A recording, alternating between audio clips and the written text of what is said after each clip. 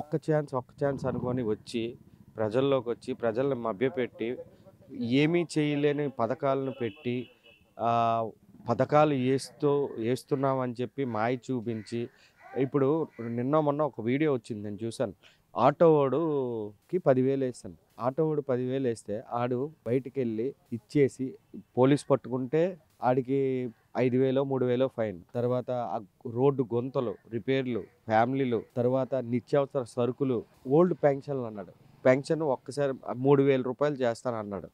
తర్వాత విడతలుగా చేస్తా అన్నాడు. ఇంకా అయ్యో రేపో మాపో దిగిపోయిన టైంకి అక్కడి వరకు చేర్చాడు. తర్వాత ఇలా చాలా రకాల అంటే రౌడీ పాలన అయిపోయింది. ఇప్పుడు నిన్న కాక మొన్న వైజాగ్ సిటీలో ఎంఆర్ఓని హత్య చేసి చంపారు దుండగులు రాత్రి. ఇలాంటి రౌడీ పాలన అయిపోయింది. అమ్మాయిలకి రక్షణ లేదు, ఎక్కడా లేదు. తర్వాత సంపూర్ణ మద్యపాన నిషేధం అని అన్నాడు. సంపూర్ణ మద్యపాన నిషేధం కాదు కదా, మద్యం ఏర్లై పారుతుంది. ఈ రోజు ఎక్కడ చూసినా మద్యం ఏర్లై పారుతుంది. గంజాయి పలు రకాలుగా అంటే యువతని నిరుద్యోగం సంవత్సరానికి ఒక జాబ్ క్యాలెండర్ అన్నాడు. ఈ యువత ఈ జాబ్ క్యాలెండర్ కోసం ఎదురు చూసి ఈ అలవాట్లకి లోబడి ఆ మందు దీనికి అలవాటు. మందు కూడా మంచి కంపెనీలన్నీ మన రాష్ట్రం నుంచి తరలిపోయాయి. అన్ని పక్క రాష్ట్రాలకు వెళ్ళిపోయాయి. నాసిరకం మందు తెచ్చి ఇచ్చేసి ప్రజల్ని భయభ్రాంతులకి గురవుతున్నారు. ఈ ప్రభుత్వం రాష్ట్రం మళ్ళీ బాగుపడాలి అంటే మళ్ళీ చంద్రబాబు నాయుడు గారు లాంటి విజన్ ఉన్న నాయకుడు వస్తేనే మళ్ళీ రాష్ట్రం మళ్ళీ ఒక గాడిలో పడుతుంది.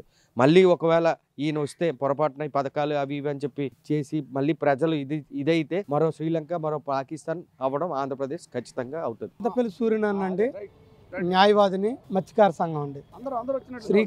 శ్రీకాకుళం జిల్లాలో 110 మత్స్యకార గ్రామాలు ఉన్నాయి, 11 మత్స్యకార మండలాలు ఉన్నాయండి, 197 కిలోమీటర్ సముద్ర తీర ప్రాంతం ఉందండి. అదేవిధంగా విజయనగరం జిల్లాలో 27 గ్రామాలండి, విశాఖపట్నం 84 గ్రామాలు, రాష్ట్రంలో ఆంధ్రప్రదేశ్లో 984 కిలోమీటర్లు, 684 గ్రామాలండి. సుమారు 14 కులాలు అయితే 40 లక్షల మంది జనాభా ఉన్నామండి.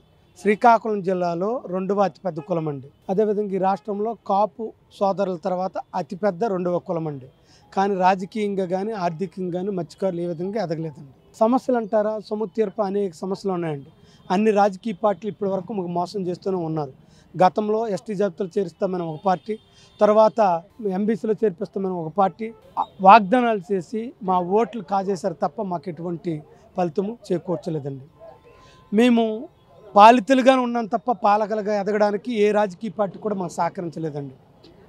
అందువలన రానున్న కాలంలో ఏ రాజకీయ పార్టీకి కూడా మాకు అవకాశం ఇవ్వకపోతే, రాజకీయంగా మాకు ఎదగడానికి అవకాశం ఇవ్వకపోతే ఓట్లు బహిష్కరణ చేస్తాము. అదేవిధంగా ఏ రాజకీయ పార్టీకి కూడా గ్రామాల్లో రానమ్మని. సముద్ర తీర ప్రాంతం ఇసుక కూడా మాకు రానివ్వకుండా చేస్తున్నారు. సముద్ర తీర సంపద కూడా మత్స్యకారులకు రానివ్వకుండా చేస్తున్నారు. అదేవిధంగా సముద్ర తీర ప్రాంత భూములు కూడా మా మత్స్యకారులకు ఇవ్వకుండా చేస్తున్నారు. కాబట్టి మేము ఓటుతోనే అన్ని రాజకీయ పార్టీలకు బుద్ధి చెప్తామని చెప్పేసి ఈ సభాపంగా తెలియజేస్తున్నాం.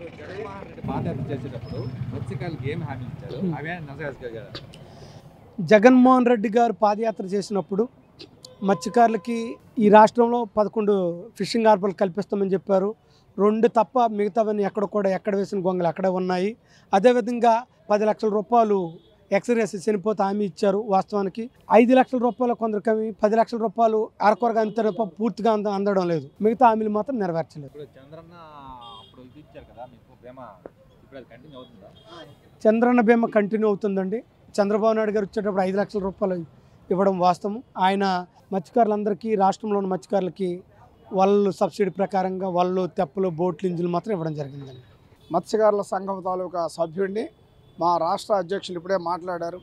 అయితే మత్స్యకారుల్ని అన్ని ప్రభుత్వాలు గతం నుంచి 1952 నుంచి కూడా వాడుకుంటూ విడిచిపెట్టేస్తున్నాయి.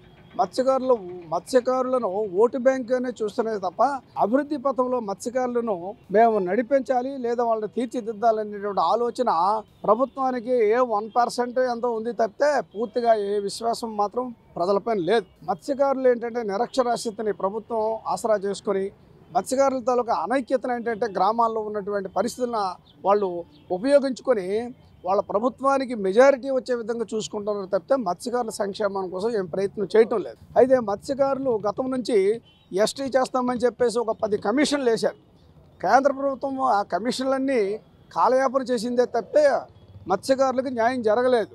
స్వర్గీయ బర్రి రామచంద్రరావు గారిని శ్రీమతి ఇందిరాగాంధీ గారు ఆయన శాస్త్ర సాంకేతిక రంగాలలో విజ్ఞానవంతులను గుర్తించి ఆయన ఒక నామినేటెడ్ రాజ్యసభ సభ్యునిగా గుర్తించి ఇచ్చింది. ఆ తదుపరి మత్స్యకారుల్ని మిగతా ప్రభుత్వాలు ఆ తర్వాత పరిపాలన చేసినటువంటి వాళ్ళు విడిచిపెట్టించారు. అయితే ఇటీవల కాలంలో సాంప్రదాయ మత్స్యకారుల్లో ఉన్నటువంటి ఏ వ్యక్తిని కానీ వైసీపీ ప్రభుత్వం కానీ టీడీపీ ప్రభుత్వం కానీ ఈ జిల్లా నాయకుల్ని ఎవరికీ ప్రాధాన్యత ఇవ్వలేదు. విశాఖపట్నంలో ఉన్నటువంటి వాసుపల్లి గణేష్ కుమార్ గారికి ఒక ప్రాధాన్యత ఇచ్చారు. ఇచ్చినా సరే కులానికి తగినటువంటి ప్రాధాన్యత సంక్షేమ పథకాలు అనుకున్నంత స్థాయిలో అందలేదు. అయితే వైసీపీ ప్రభుత్వం మొన్న వచ్చిన తర్వాత కూడా ప్రజలు ఆశించి ఓటేశారు. కానీ వైసీపీ ప్రభుత్వంలో ఉన్న సాంప్రదాయ మత్స్యకారులకు ఎటువంటి లోను కానీ, బోట్లు కానీ, ఇంజిన్ బోట్లు కానీ, తెప్పలు కానీ, ఎటువంటి రుణాలు కానీ కార్పొరేషన్ ద్వారా కానీ లేదంటే ఇండివిజువల్గా కానీ సాంప్రదాయ మత్స్యకారుడికి అందించలేదు. అంటే ఈ ప్రభుత్వము సాంప్రదాయ మత్స్యకారులకు ఎటువంటి సంక్షేమ పథకాలు అమలు చేయలేదని మేము గట్టిగానే చెప్తున్నాం. కానీ మా తాలూకా ఎస్టీ సాధన కోసం గతంలో 2018 డిసెంబర్ 11వ తారీఖు నుంచి 2019 ఫిబ్రవరి 25 వరకు కూడా 75 రోజులు ఉద్యమం చేసినాము. దాన్ని ప్రభుత్వానికి ప్రభుత్వంకి అయితే వార్తారూపంగా వెళ్ళిందే తప్పితే ప్రభుత్వం చర్యలు తీసుకోలేదు. ఆ తదుపరి వచ్చిన ప్రభుత్వము ఇక స్థానిక మంత్రి గారు అప్పుడు ప్రతిపక్షంలో ఉన్నారు. ఆయన ఎంబీసీ చేస్తామని శిబిరంలో చెప్పారు.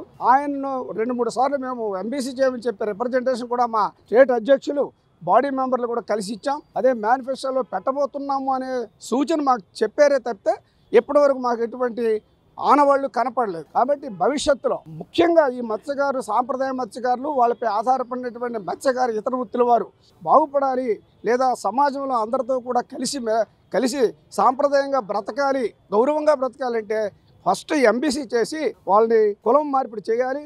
ఎంబీసీ కాని పరిస్థితుల్లో మత్స్యకారులను ప్రత్యేక ప్రతిపత్తిగా గుర్తించి, ప్రత్యేక జాతిగా గుర్తించి ఒక 5% రిజర్వేషన్ కల్పిస్తే మత్స్యకారుల బ్రతుకుల్లో వెలుగులు చూడగలమని చెప్పేసి ప్రభుత్వం గుర్తిస్తే చాలా మంచిది. లేనప్పుడు ప్రభుత్వానికి తగినటువంటి సమయంలో తగిన విధంగా మత్స్యకారులు ఏదో ఒక టైంలో పార్టీలకు బుద్ధి చెప్పేటువంటి రోజు వస్తుందని చెప్పి మేము ఆశిస్తున్నాం.